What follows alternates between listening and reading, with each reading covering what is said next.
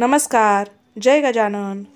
तर आज आपण पाहणार आहोत मार्गशीर्ष महिन्यातल्या गुरुवारची पूजा कशा प्रकारे करायची, त्याची मांडणी कशी करायची। अगदी सहज, साध्या आणि सोप्या पद्धतीने मी तुम्हाला दाखवणार आहे।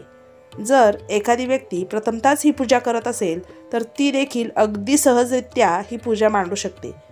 तर मार्गशीर्ष महिना आपला 2 डिसेंबरपासून चालू होत आहे आणि 5 डिसेंबर रोजी आपला पहिला गुरुवार येत आहे। या पूजेचे उद्यापन आपल्याला मार्गशीर्ष महिन्याच्या चौथ्या गुरुवारी करायचे आहे, म्हणजे 26 डिसेंबरला आपला चौथा गुरुवार येत आहे। पूजा मांडणी करत असताना आपल्याला सर्व साहित्य आधी जमवून घ्यायचं आहे आणि मग पूजेला सुरुवात करायची आहे। त्यामुळे आपल्याला एकाच वेळी व्यवस्थितरित्या पूजा मांडता येते आणि सारखे मध्ये मध्ये उठावे लागत नाही।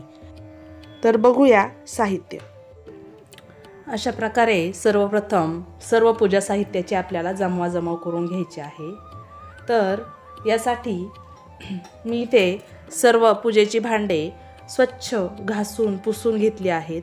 शंख असेल तर शंख घ्यायचा आहे, घंटा, दिवा, आरतीसाठी पात्र, कलश, ताम्हण, उदबत्ती लावण्यासाठी कापूर, हळदी कुंकू, नारळ, नागिनीची पाने किंवा तुम्ही आंब्याची पाने देखील वापरू शकता, तांदूळ, फुले आणि गुरुवारची जी व्रतकथा आहे त्याच्यासाठी पुस्तक, लक्ष्मीची मूर्ती अथवा तुमच्याकडे फोटो असेल तर तुम्ही फोटोसुद्धा घेऊ शकता, तेल, उदबत्ती, परत हे खारीक, खोबरं, एक नवीन पीस लाल रंगाचा, 5 फळे, तुम्ही एकाच प्रकारची 5 फळे घेऊ शकता अथवा वेगवेगळी 5 फळे घेतली तरी देखील चालतात। तर दुर्वा, 1 रुपयाचे नाणे, तुळशीची पाने,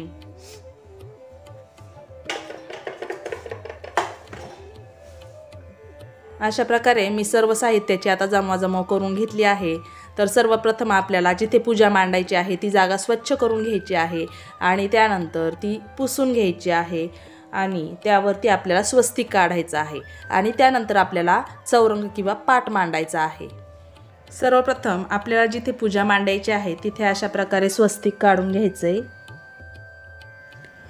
पूजा करत असताना आपल्याला लक्ष्मी देवीचे नामस्मरण करायचे आहे किंवा ओम महालक्ष्मी नमो नमः हा मंत्र देखील तुम्ही म्हणू शकता।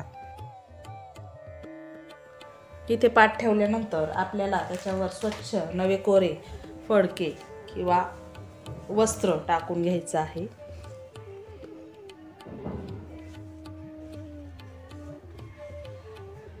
त्यानंतर आपल्याला पूजा सुरू करायच्या आधी सगळ्यात आधी दिव्याची पूजा करायची आहे। त्यासाठी एका बाजूला आपल्याला थोडीशी तांदळाची रास बनवायची आहे आणि तिथे दिवा लावून घ्यायचा आहे। दिव्याची पूजा करत असताना तुम्ही दिव्या दिव्या दीपककार हे देखील म्हणू शकता। आता दिव्याला हळदी कुंकू व्हायचे आहे, त्यानंतर अक्षदा व्हायच्या आहेत आणि फूल व्हायचे आहे। आता आपल्याला कलश तयार करायचा आहे। त्यासाठी आपल्याला कलशावर स्वस्तिक काढून घ्यायचं आहे आणि त्याच्या दोन्ही बाजूनी असे नाम ओढून घ्यायचे। तर नाम ओढत असताना खालून वरच्या दिशेने ओढायचे आहे।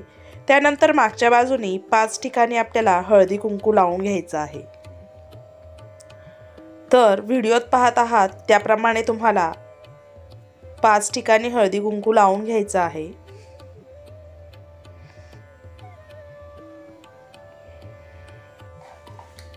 नंतर त्यामध्ये पाणी ओतायचंय।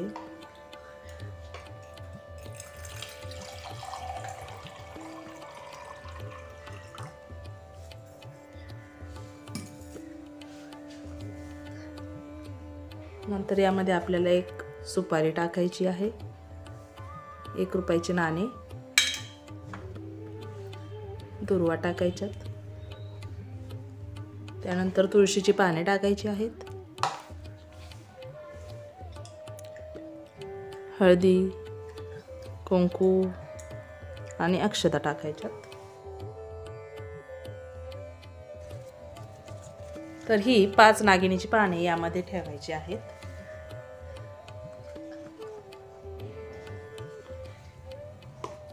आणि तिथे नारळाला आपल्याला आधी कुंकू लावून घ्यायचे.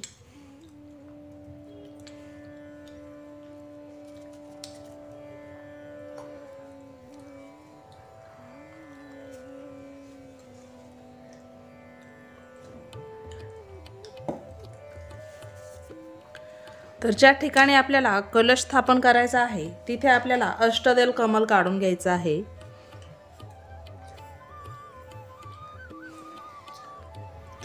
तुम्ही फक्त तांदळाची रास केली तरी देखील चालते, किंवा काही जण डिशमध्ये तांदूळ ठेवतात आणि त्यानंतर त्याच्यावर आपल्याला कलशाची स्थापना करायची आहे.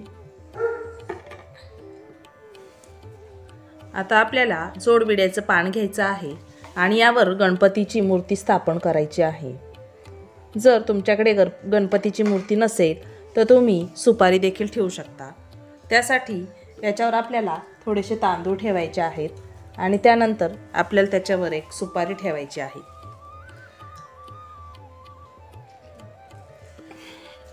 तर इथे आपल्याला विड्याची पाने घ्यायची आहेत आणि त्यावर माता लक्ष्मीची मूर्ती स्थापन करायची आहे. त्यासाठी विड्याच्या पानावर थोड्याशा अक्षता ठेवायच्या आहेत. जर तुमच्याकडे मूर्ती नसेल तर तुम्ही सुपारी देखील ठेवू शकता किंवा चांदीचं कॉईन असेल तर ते देखील ठेवू शकता. इथे माझ्याकडे मूर्ती आहे, मी ती इथे ठेवत आहे. एक जोड विड्याचे पान घ्यायचे आहे आणि आपल्यावर यावर विडा ठेवायचा आहे. या विड्याच्या पानावर आपल्याला 1 रुपयाचं नाणं, खारीक, खोबरं, एक सुपारी, हळकुंड, बदाम अशा प्रकारे हा विडा ठेवायचा आहे. तर इथे अशा प्रकारे तुम्ही कलशाची सजावट करून घेऊ शकता. काही जण याला मुखवटा घालतात, काही जण तसंच ठेवतात. तर याला तुम्ही वस्त्र घालू शकता, मुखवटा लावू शकता, ज्याला जसं आवडेल त्याप्रमाणे तुम्ही याला सजवू शकता. तर मी अशा प्रकारे याची सजावट केली आहे.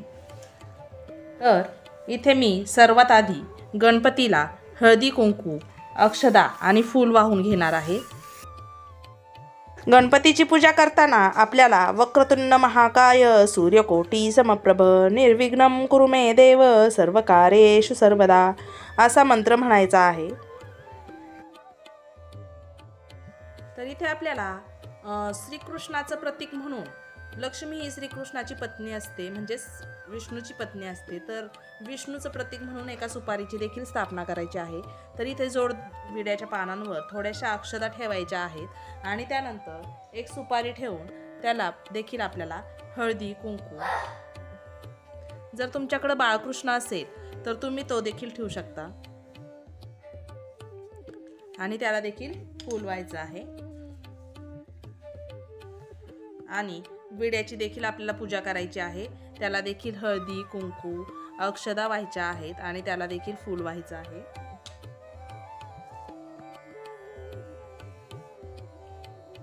तर आता आपल्याला कलशाची पूजा करायची आहे, तर त्याला देखील हळदी कुंकू अक्षदा वाहून घ्यायच्यात आणि त्याला देखील फूल व्हायचं आहे आपल्याला.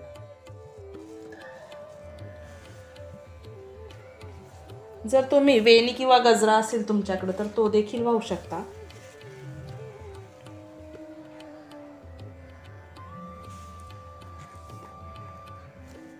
जर तुमच्याकडे शंख अथवा घंटी असेल तर शंख आपल्या उजव्या हाताला ठेवायचा आहे आणि घंटी आपल्या डाव्या हाताला ठेवायची आहे आणि त्याची पूजा करायची आहे.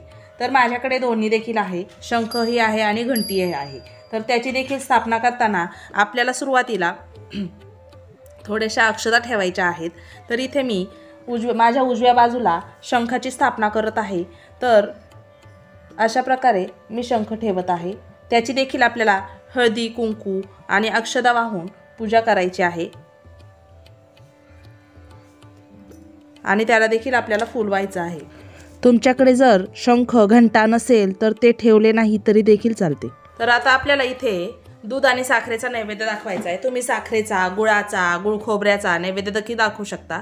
तर त्याआधी आपल्याला इथे पाण्याचा असा चौकोन तयार करून घ्यायचा आहे आणि त्यानंतर त्यावरती आपल्याला हा नैवेद्य दाखवायचा आहे. आपल्याकडे हे जे पुस्तक असतं तर त्याची देखील तुम्ही पूजा करू शकता. जर तुमच्याकडे लक्ष्मीचा फोटो नसेल, मूर्ती नसेल तर या पुस्तकाचा पूजा केली तरी देखील चालते. तर हे देखील आपल्याला इथं मांडून घ्यायचे आहे. आणि याची देखील आपल्याला हळदी कुंकू वाहून पूजा करायची आहे। पूजा करत असताना सतत आपल्याला देवीचं नामस्मरण करायचं आहे। त्यानंतर आपल्याला देवीसाठी फळं ठेवायची आहेत। केळी, सफरचंद असं मी ठेवलं आहे। तुमच्याकडे जी फळे उपलब्ध असतील ते तुम्ही ठेवू शकता। तर अशा प्रकारे आपली पूजा आता पूर्ण झाली आहे। यानंतर तुम्ही देवीचे महात्म्य, देवीची कथा ही वाचायची आहे, आरती करायची आहे। तुम्हाला देवीचे जे जे काही स्तोत्र मंत्र येत असतील ते म्हणायचे आहेत आणि धूप दीप ओवाळून घ्यायचं आहे।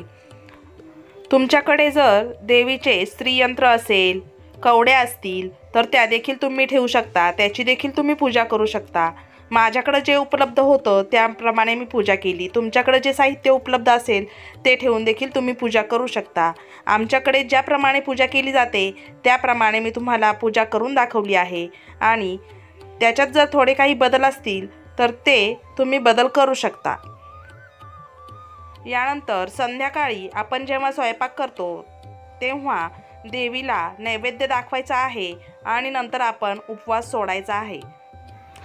पहिल्या गुरुवारी जे साहित्य आपण पूजेसाठी वापरतो तेच साहित्य आपल्याला पुढे येणाऱ्या 3 गुरुवारसाठी देखील वापरायचं आहे। आणि जे फळं वगैरे आपण ठेवली आहेत तर ती दुसऱ्या दिवशी आपल्याला उत्तर पूजा झाल्यानंतर ती आपण प्रसाद म्हणून खायची आहेत।